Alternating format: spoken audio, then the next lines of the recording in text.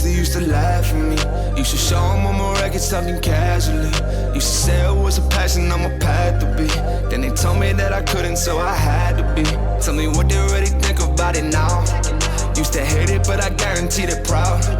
Had to do it just to show them that I could, yeah. Now I finally think I took it where I should, yeah. I did jokes on you and now you're on and laughing. I did a whole lot of winning. Look, it came from a passion. I see a whole lot of knowings I could see out in public, and that may think a lot of things. Man, at least think something, now you the judge. Hey, now tell me where you ended up.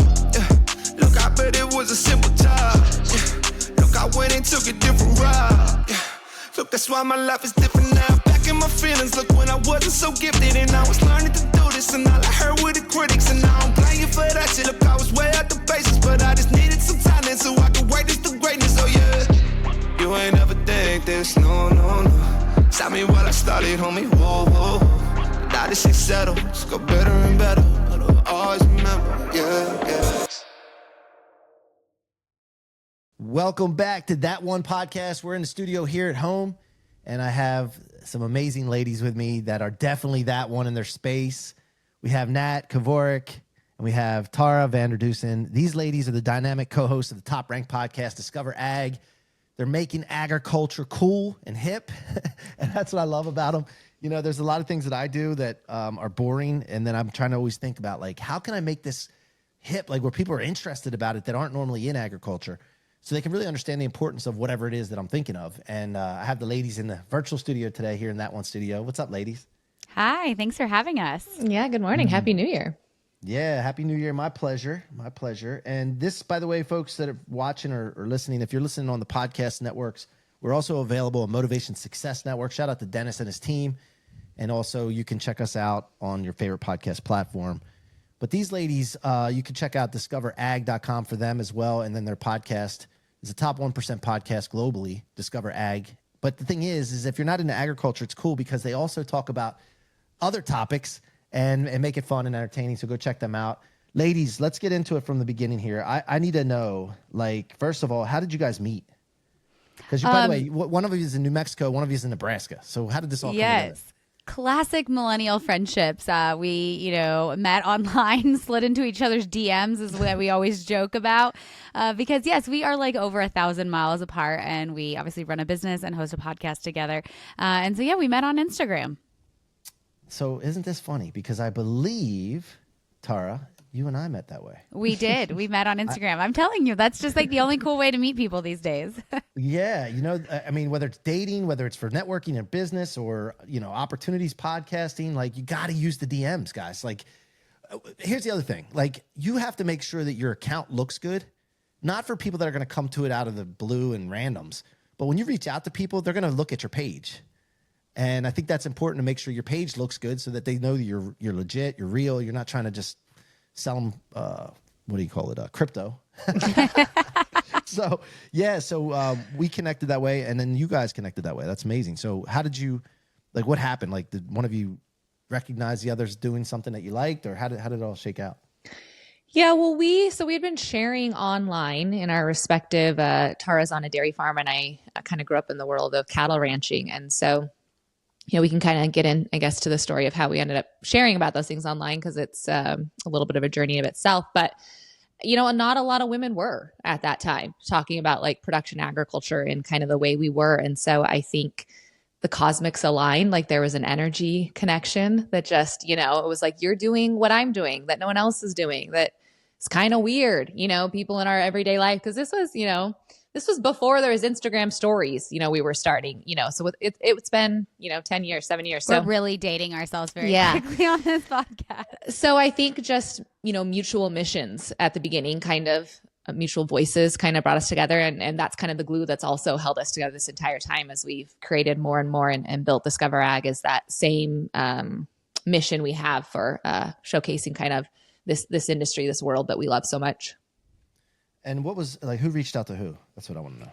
Oh, that's So we actually funny. started in like a group chat that was probably, I don't know, Natalie, like 7 or 8 women in agriculture. And again, we were all kind of doing the same thing. We were from across the country, literally coast to coast, every corner and in between. Natalie and I are obviously in the in between, and just started connecting. And then it was pretty quick that I feel like we started having outside conversations outside of like that DM chat group, and then obviously moved to like texting with each other. And I would say there was like a moment that I feel like I don't know, kind of sealed it. We did meet for the first time in March of 2021. Natalie was hosting like a women's retreat, and I attended it. And then later that year in August, I had been working on a project that was really big for me. I put a ton of time and resources into it, and it like literally fell apart, just like crumbled.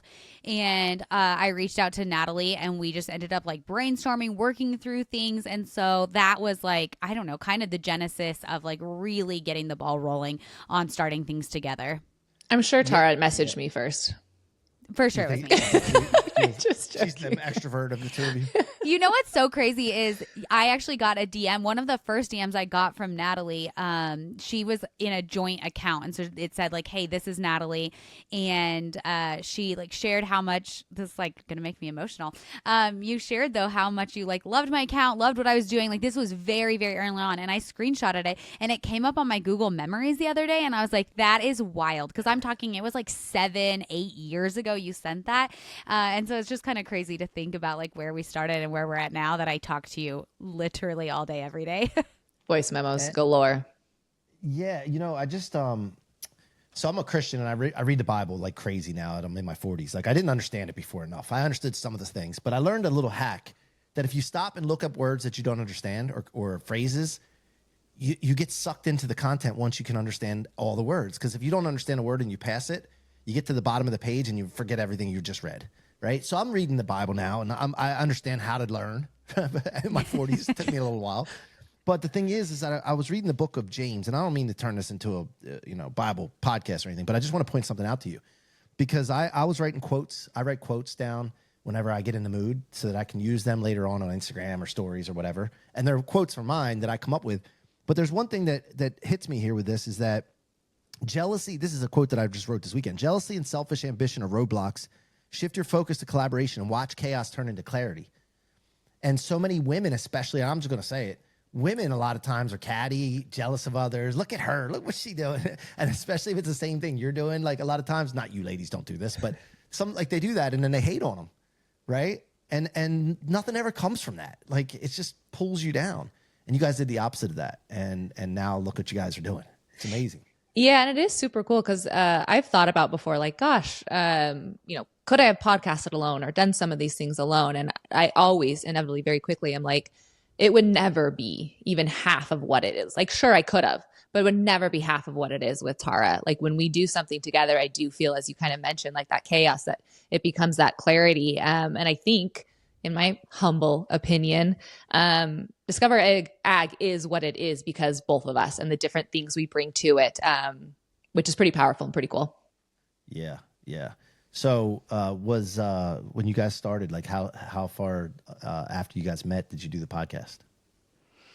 So we met in real life in March of 2021, and we launched the podcast. We started our business together in that fall, and it was a different business. It was actually helping other farmers and ranchers share their story online. That's originally what we connected about.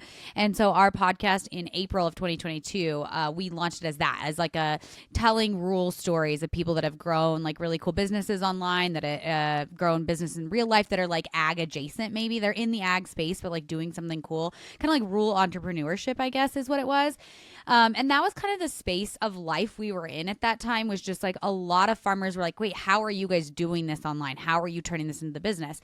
But that is not the reason we both started sharing online. Both Natalie and I started sharing online because we were, for me, I got my degree in environmental science.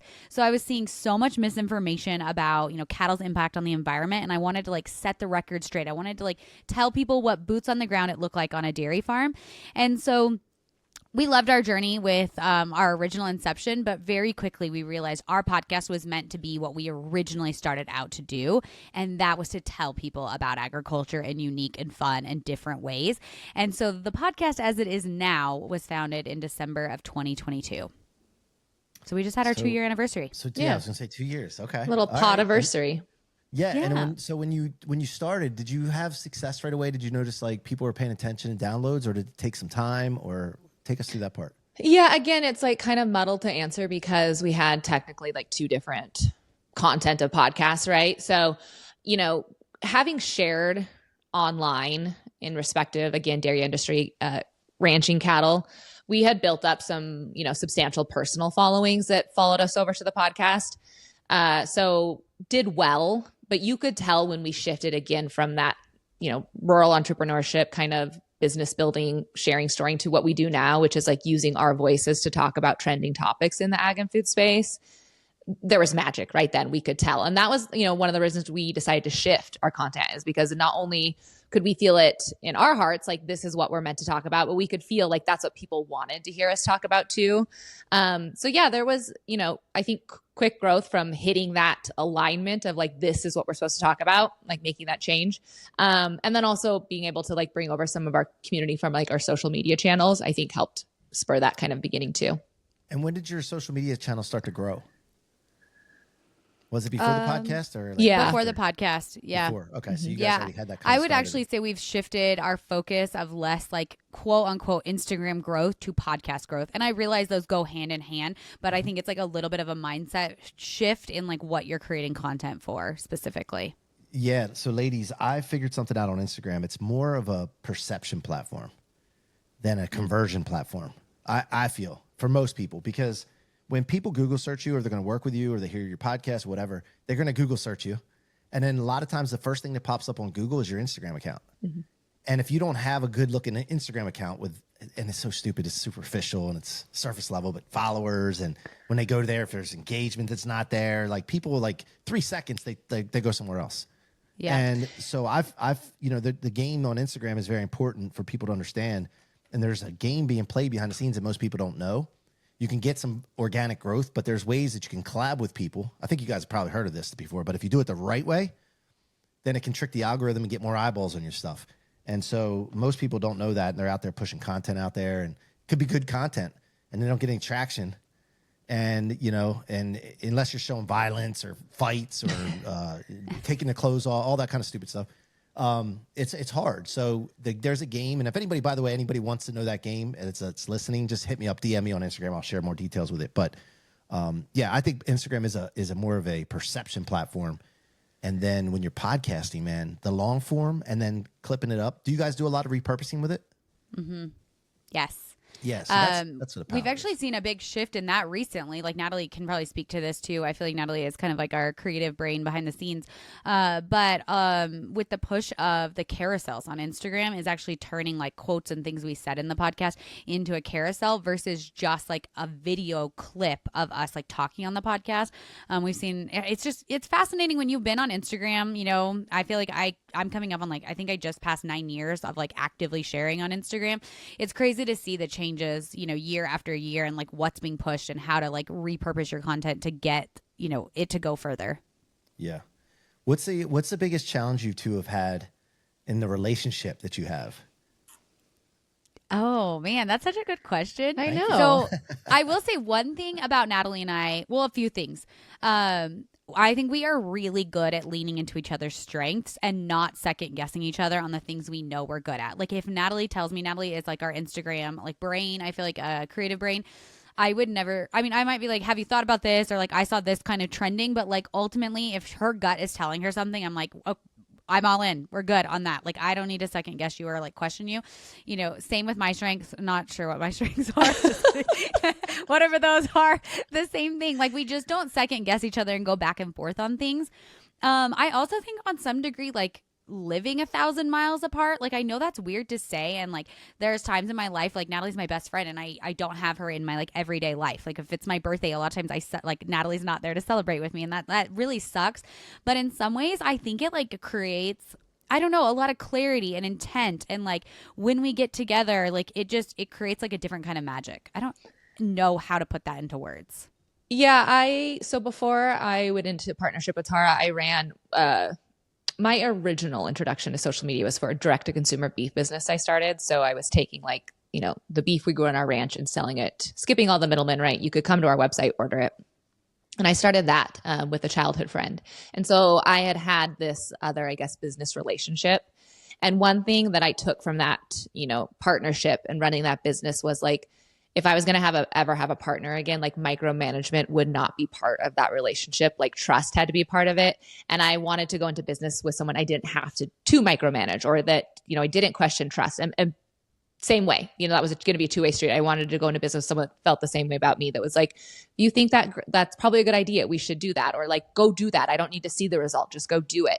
And I didn't have a lot of that in the first relationship. And as Tara mentioned, that's pretty much 100% how her and I business is. It's like we conquer and divide. It's like, you take that.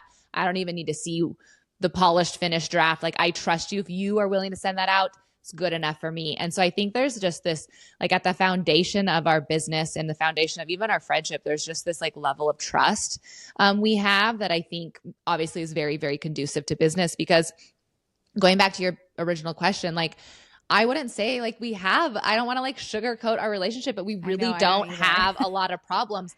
We have had some really amazing opportunities last year, about a year ago this time. So March of 2024, we had the opportunity to speak at South by Southwest, which is a huge festival down in Austin, and to have a, dairy farmer and a cattle rancher and females at that, in a male dominated industry on stage representing our industry isn't something that is afforded a lot of time. And we had a couple other, opportunities like that were kind of these like heightened, intense experiences where I would say we have maybe like nitpicked each other, or you could tell like our fuses were very short when we were like talking about things. But other than that, behind the stress of like us both wanting to just perform really well, I would say like we have a very healthy business relationship that I wish everyone in business could have.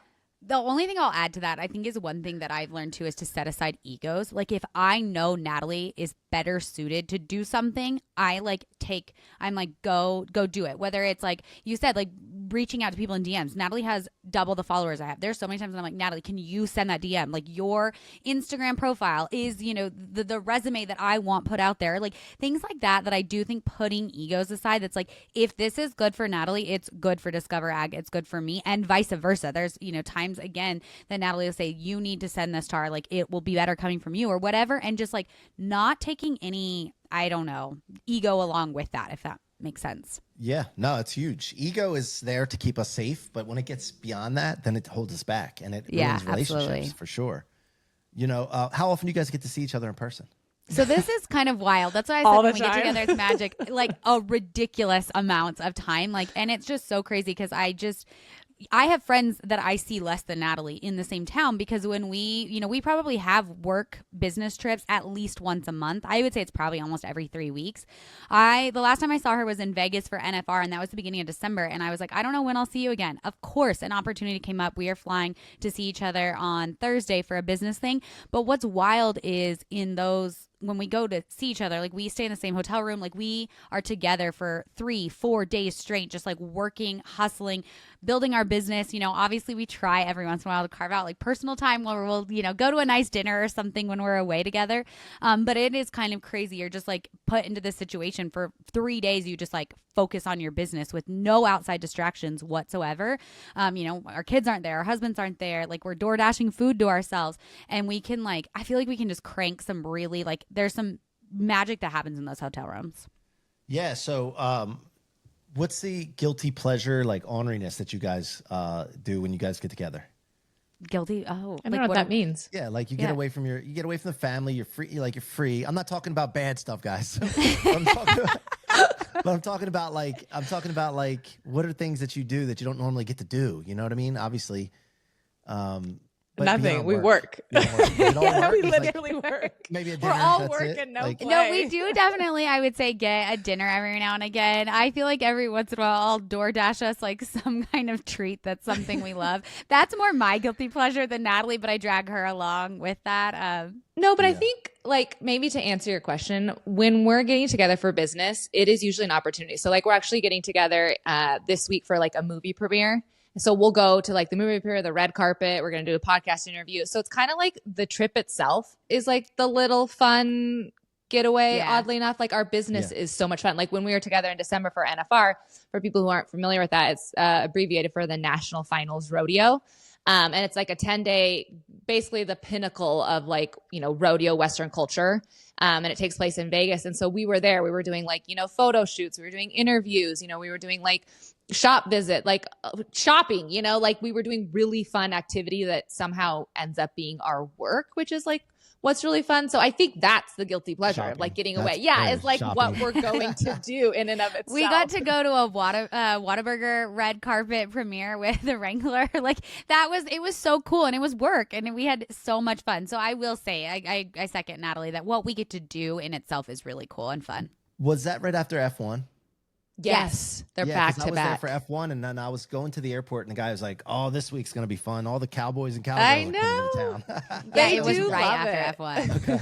Yeah, We had awesome. a couple cab drivers that were like our favorite. I mean, not to toot the Western industry's horn, but they're like our favorite. One of our favorite times of the year is when NFR takes place, because they're like, cowboys just come to town, they spend money, they have fun, and they don't cause problem. Like they're just good people. And I was like, that pretty much sums it up. They're there just to have a good time, not cause any problem, and we end up spending a lot of money. Yeah. What about music? Like, are you guys country fans? Yeah, Natalie's our big country music girl. Yeah, so I love music in general. I always have. I have a type of personality where I think I connect with music from like an emotional standpoint. I think my personality sometimes, Tara's the same way, so I'm going to call her out too. But a lot of times, like emotions distract us from like getting the job done, and so you know, just personally, I don't sit in emotions a lot, and like it doesn't serve me to have this emotion. You know, it's like step into problem solving very quickly. But music allows me, I think, to like feel and express emotions. And so I love all genres of music. I'm very, very into music. I have been for most of my life. With the content our podcast centers around, you know, the Western culture and agriculture, we do make it a pillar to like interview, you know, country artists and like highlight up and coming country music. And so I spend a lot of time listening to that genre just because kind of the podcast. But I love all forms of music. And I do think country music is like having its moment in a really cool way, because I feel like there is kind of mainstream traditional country music, but now you're seeing a lot of, you know, kind of like adjacent artists that are I think making like a really big place in mainstream music, and it's pretty cool and fun to be a part of for sure. Yeah. Do you like how they're putting hip hop beats behind the country music? Yeah, some of it I don't mind. Yeah. I steer towards kind of like almost I would say not like a rock and roll, but like a Sturgill Simpson, like kind of there's this genre that's I guess kind of has like, you know, different instruments that are part of it. It's like I don't know how to properly explain it. Like not even an indie country. I don't really know, but so again, like, pop country isn't my favorite. But how about Nate Smith? Yeah. Oh my gosh, I love Nate. Yeah, absolutely. We lost her for a minute. Oh, we did. Hopefully she'll come weird. back. She got so excited her connection went out. Okay, I think you're back, Nat. What were you saying about him? Oh, that's weird. I never left. Yeah, but I left on your We guys' just end. lost you for a second. We lost you when you went, oh yeah. So obviously you love Nate Smith. Tell me about Nate Smith. No, I do. I also love Shane Smith too. I mean, there's some really. You know what? We didn't give ourselves enough credit. We did treat ourselves recently when we were in Vegas for PBR, which is professional bull riding. Professional bull riding. We went and saw the Eagles in the Sphere. Oh, did you? How was the Sphere? I've seen it was far, amazing. It ruined all other concerts for me forever. It was so incredible. Yeah, well, so my daughter told me she doesn't like country. She's 12. And so I started playing. I was like, okay, I'll get her. Yeah. So I started playing Morgan Wallen, of course. And it has some hip hop beat behind it, right? Yeah. And then I heard her starting to sing it, and I'm like, she's going country. I feel like Morgan Wallen is like the gateway drug to country music. Yeah, it is. The pop side of it. It's been fun to see. We covered a little bit like Post Malone coming over to country too. It was really fun to see him. I was a really big fan of his whole album. So yeah, it's fun to see. Like I said, I feel like, I don't know, obviously there's this movement. A lot of people call it like the Yellowstone effect. Like, you know, there's been this lore kind of built up around the industry, and it's been interesting to see it translate into like the country music scene and music industry. 100%, man. Well, but speaking of Nate Smith, he was opening for Morgan Wallen in Tampa, and I took my daughter to that concert. And he is, by the way, just watch, everybody, mark my words. C-Roc told you about him. I know he's on the radio now. He doesn't have a lot of songs, but he's gonna be a headliner. There's no doubt about it. Like he's a showman. He's just amazing. I was blown away by him, his performance. Even though I like some of his songs, but I was like, whoa, this dude's gonna be good. That's cool. So he just needs more time for more music. All right. So with the podcast, your brand that you guys are doing, have you had the opportunity to meet a lot of celebrities? And like, have you ever pinched yourself when you're like, man, this got us somewhere, like to meet people? Not that it's like you're starstruck necessarily, but like still, it's like, I don't know. Gosh, I'm trying to think. I know. I don't know if there's a person for me. I feel like it's moments. There's like moments of things we get to do that I'm like, I can't believe like this is our job. This is, what we get to do. Natalie said we've interviewed some like really cool country western. Jenna Paulette's like an upcoming artist, female country artist. And like, obviously getting to know her has been like a pinch me. Like I was in Boot Barn the day before yesterday and her clothing line was there. And I was like, I can't believe I know her. Like, I can't believe we had her on the podcast and here's her clothing line, like in Boot Barn. Like it was just like a very, I don't know, very, very cool. There's been a few like full circle moments as well. I feel like South by Southwest was one of those like pinch me moments. Like I feel like I have followed that festival for a really long time, and to be speaking on stage at it was just like I can't believe I'm here. I can't believe this is what we're doing, and just seeing the other names that were obviously like headlining it. Obviously we weren't headlining it, but we were still speaking at it, and I was like, can't believe we're like listed on the website with them. So absolutely, for sure, some pinch me full circle moments for us. Nat, how about you? Yeah, no, I'd echo that. I think a lot of it for me is about like the experience, and we've had some really cool experiences. And honestly, like I really feel like we are just at the tip of the iceberg. Like I'm so excited for what 2025 has in store for us. We're recently joining, gotta love agriculture. It's an industry that is sometimes just a little bit behind other industries when it comes to like movements and trends. They were for social media and embracing it. And that's one of the reasons why I think Tara and I, again, going back to like our original kind of, had success and found each other and doing these things is because, agriculture wasn't embracing social media in the way that like, the makeup industry had been for, 10 years already, or clothing industry, et cetera. So anyway, there's a agriculture media company kind of, and there aren't actually, I'm sure there's a handful of them that are maybe doing it for podcasts, but this is one of kind of, the newer, bigger ones. And so we're joining them. And I'm really excited kind of about the roster they have going and some of the opportunities that will come with that for us for 2025. Amazing. All right. So then how about the Maha movement? What are you guys' thoughts on RFK Jr. and everything that's going on over the last year? Speaking of I haven't heard of that. Never heard of her. What is it? Maha is consuming a lot of our content right now, obviously, of what we're covering, articles. I mean, everything is like somehow, people are, putting his name in it, putting Maha in it, sprinkling it everywhere. So it does feel like it has been a heavy focus for us in the podcast. I was going to make a joke, like, how much time do we have left? Because there's a lot to unpack with that entire movement. Good things that I, question, things that I want to dig deeper on. I feel like all the spectrum is how I feel about the Maha, actually. Yeah, it has been fun to cover Maha for us, actually, even though it is like a political conversation and we're not a political podcast. Or at least, part of it is like politics plays a role in it, obviously. But I would still use fun as the word to describe it because, 2020 put a spotlight, I think, on food and farmers and agriculture because people walked into the grocery store for the first time in a long time and had questions and concerns and were just in a place they hadn't, been maybe in their lifetime. And, that was, I think, really good, and a spotlight. But this kind of where we are right now with food and movement and wellness and connecting back to foods and our farmers and all of these different things have accumulated, I feel like, into one of the biggest spotlights we have had on food and agriculture in my 37 years of life. And so it's fun to cover that and to talk about that. And like Tara said, there are some wonderful initiatives with the Maha movement that I think are great for the consumer and I think great for, the farmer on the other end and maybe not everyone in between, like the food manufacturers, maybe not the best for them. But there are also like concerns. And I think that is one of the things I love about our podcast is we get to talk about food and farming and agriculture from a food and farmer's perspective that, not most articles and most people talking about food and farming are removed from it. And that's why we started our podcast. Not only that was, the genesis, the mission behind it is like allow people within the industry to give their voice to the industry. So I love that whether we are pro MAHA movement in this conversation or this topic or against it because we have these concerns as a farmer and rancher, it's just fun to be able to have this dialogue and conversation and have, our world be trending so largely when for so long, it's like people didn't think about farmers and food. Yeah, I think it would be great. I think it would be really great if it's not just all window dressing.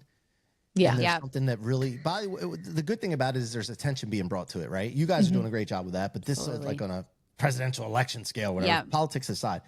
I hope it's not all window dressing. And I hope that there's a situation where they talk to people like you guys to get all different feedback and stories to create the optimum solution. That Because was that's- probably what I was most critical about with their like Senate hearing that they did, where they did that entire panel. I mean, it was everywhere on social media. Is they multiple times like mentioned the farm bill, they mentioned pesticide use, all those kind of things. There was not one farmer, and all the experts they had. Like I would have loved to have seen a farmer, and obviously I would say most of that panel is very pro organic. I would have loved to have seen an organic farmer. Like I didn't care who they picked or what person that was, but I would have loved to have had that voice included. And that was like probably one of the things I was most critical of, was just like, if you're going to talk about things like the farm bill and pesticide use, bring someone on that, directly like uses that product or doesn't, or chooses not to use that product or whatever, but someone that is directly tied to that piece of the industry. Yeah, I've interviewed a lot of CEOs of big companies, successful companies, right? And the common theme from all of them, I ask them, like, what's the main thing that makes a difference for you to be a great CEO? And they say, we talk to all of our people. Like, not every single person, but all levels, all departments. They go and say, hey, what do you need? What are you seeing right now? And they go get data to make a great decision. And that's not always happening in politics, and it sucks because it's like a lot of, again, this shouldn't even be political. That's Right. Really shouldn't be If there's political. one thing that shouldn't be political, it should be our food. Yeah. It shouldn't be. And so it's gathering data and then making decisions on the optimum solution for the data that you collected. And that's what we don't see. So I'm hoping that we're going to see something different here, because I really don't care about politics left or right. I want results. And for what you guys are doing, it needs to be done. I think there's too much momentum behind this for it to fizzle out. So I think it will go beyond window dressing. I think though, again, like with the perspective of, being within this industry, having it being our profession, I think there are some of the things that people that are like, part of the MAHA movement that are outside of the food industry are maybe like hoping for or wanting for, that I don't, is like a change that takes place over like a 10 or 15 year scale. Like, a lot of these things within the food industry aren't like, okay, we'll just change this overnight. And so I think there will maybe be some like reality checks about certain, requests or movements. But I think there is just way too much, just momentum and interest in this for it to not go somewhere this year. Yeah, I agree. I'm really hopeful. All right. So as we wind down here, I want to talk about your significant others and how they react and respond to what you guys have going on. So tell us about them. What do they do? By the way, I guess I'm assuming they're farmers Yeah, it's funny you brought that up, because actually at the very beginning when we were talking, I kind of had a funny story. When you were talking about like kind of Natalie and I's dynamic in business. Natalie and I both had like very successful careers before we started sharing online. I was an environmental consultant. Natalie is a pharmacist, and then obviously our spouses. Yes, I am married to a dairy farmer. Natalie's married to a cattle rancher. I'll let her share. But one of the things that I was going to say is that the place we were at when we started our business was in these successful careers, and we had to go to our husbands and be like, so I met this stranger on the internet and I'm actually going to quit my job and I'm going to go full time into podcasting. That's now, I no longer am, very rarely do I practice environmental consultant in the way I did previously, because podcasting is, now my job. And talk about having a spouse that has a lot of trust and support, and just was like, yeah, go all in, let's do this. I think that it probably is a very special kind of person that was willing to do that, and I am forever grateful to my husband for being that type of person that is we both are on a team together of wanting to pursue both of us pursue our dreams, and very, very, very supportive spouse. Because it was not an easy conversation to say, I'm going to leave this company I've worked for 10 years. I have PTO built up. I earn commission, all these things I cannot just go back and get if I decide this doesn't work out, and to go all in with the person who I DM with regularly on Instagram. Nat? Yeah, same.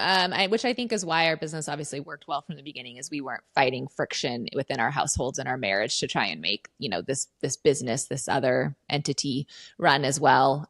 We're very, very blessed to have kind of, our husbands are very different, like when it comes to personality and stuff, but get along great. I mean, we take family vacations together and stuff. So that's what I was going to ask next. Yeah. Yeah. We just got back from Costa Rica for Thanksgiving. We did a big family trip with awesome. husbands and spouses, kids, everybody. It was a blast.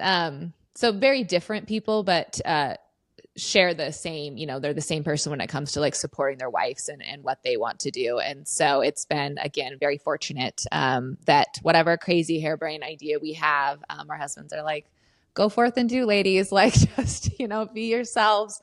We're definitely not going to be able to stop you. So we might as well just, support and encourage you along the way. Good response. Yeah.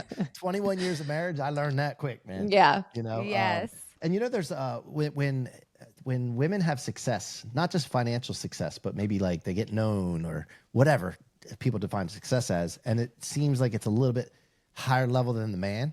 A lot of men have problems with that. And I don't get that. Like my wife's a real estate agent, luxury real estate agent in Resort Town.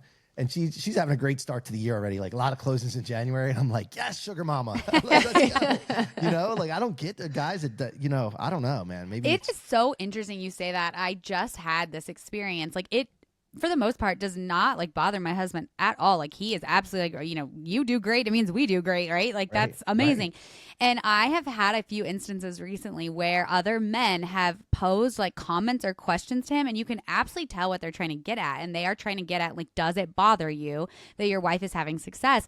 And so I just commend men that are able to be like, no, like I support my wife, and like it is an issue. Like you made the joke of, women and jealousy. I think this is like a man issue in a similar way, that like they have a hard time when women succeed. So I absolutely do, as Natalie said, give credit to the success of our business of having spouses that don't feel that way and instead are like, go all in. Like, what else can we do to help? And like, what do you need support in to make your dreams happen?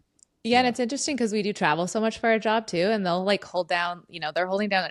Tara's husband's working on the dairy farm full time. Mine is working on a cattle ranch full time. So they're holding down, not 9 to 5 jobs, like, around the clock jobs sometimes. Also while managing the family, we have littles at home, and they're both always, we've never had to turn down a trip because our husbands were like, no, we can't, you can't go again. You just left, or like whatever it is. Yeah. That's they're just huge. very like, they're very supportive from like an idea standpoint. And they're also very supportive from like the practicality standpoint, where it's like, well, I got to go to the airport, so I'll be back in 2 days. Good luck. Yeah, that's huge. I'm very blessed with that.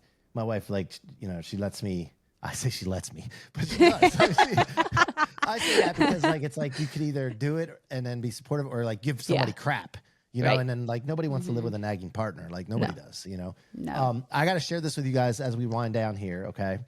So I grew up in a rural town, and one of my friends was her dad was a dairy farmer, and we used to have our parties from 7th, maybe 8th grade till about, into our high school years. And we would have the party in the loft of a dairy farm barn. And then they built they built this, they had hay up there and bales of hay. And then they created this little room out of it. So we would play spin the bottle back in the day. And then I don't know what the rules were, but like at some point you had to go into the hay thing, whatever. It's like, I don't know if we did anything. You had to go like kiss a dairy cow. Yeah, it was weird. But I always had hay. Where'd you grow up? In Maryland, northeastern Maryland. Oh, okay. And and I always had hay fever really bad, right? So I would go there and I'd be miserable, but I didn't know any better. Nowadays, I don't go around horses. I can't. But I didn't know how to take Benadryl ahead of time or something. And I was always miserable at these parties. But I just thought I'd share that with you guys. I love it. That's hilarious. Yeah. All right. So besides the podcast, where can people go deeper with you that are interested? Because obviously they should go listen to the podcast too. But yeah, I would say Instagram. I'm going to shout out to our Instagram. You can follow us personally, obviously, at our names, at taravanderdussen, at Natalie Kovarik. But I will say also go to our podcast Instagram page. That's what I would really love to shout out. So it's Discover Ag Podcast. And I feel like, we're sharing obviously content that's similar to what we're talking about on the podcast, but in a very like digestible way for Instagram. And I really love our stories right now. I feel like we are sharing really cool, hot, trending things that are relevant to everyone. I think that's one of the things about our podcast. Do not think we're like a podcast about agriculture. Like, we're not covering the commodities. Someone asked me that this weekend. They were like, so you cover like the grain markets? I was like, no, that is not what you're going to get from our podcast. Like, we are covering trending food news, just agriculture in unique and fun ways that are relevant to people's lives that are not in agriculture. And then obviously Western culture. We've talked about that a lot. The quote unquote Yellowstone effect, country music, all of those kind of things. Yeah, I would say we're a news source. We're a news source for anything that's going on in the agriculture world, food world, and Western culture world. So if you falls and which most people, again, if you eat food and want to know more about it, or you see a headline that's trending about, something going on in the wine industry or, with pork or beef or, all of that will be found under Discover Ag. And as Tara said, our Instagram page is very much so like a news feed. It's like just breaking news stories and covering them. On the podcast, we obviously give our personal opinions centered around them, but our Instagram feed is almost just like the news, the story itself. It's just like a consumable way to get what's going on in the world of food and agriculture. So. Well, here's the thing, ladies. You have something on your side, which is perfect, right? It's timing. Timing is like, it's and sometimes with timing, it's luck. Sometimes it's just you see it, you see the trend and then you jump on it. But it's very fortunate for you because this is a perfect time for what you guys do. And so the timing thing is funny. When we said we transitioned from podcast, we actually originally, our old podcast in the format, we started seeing this and we were like, this is crazy that people are talking about meat and milk and all these things are trending in the news of like where their food is grown. And so it's a weird timing. It's like, it's a cool time to be in this industry. Yeah. Ride this wave. Ladies, Tara, Nat, thank you so much for joining me here on That1 Podcast with your boy C-Roc. Appreciate your time today. Thanks for having us. Thank All you. Right. Hang tight while I wrap this up, folks. Thank you so much for being here. Keep coming back. Make sure you like and subscribe and go check out the Motivation Success Network. You can see it on Apple and Roku. Again, shout out to that team over there and Dennis.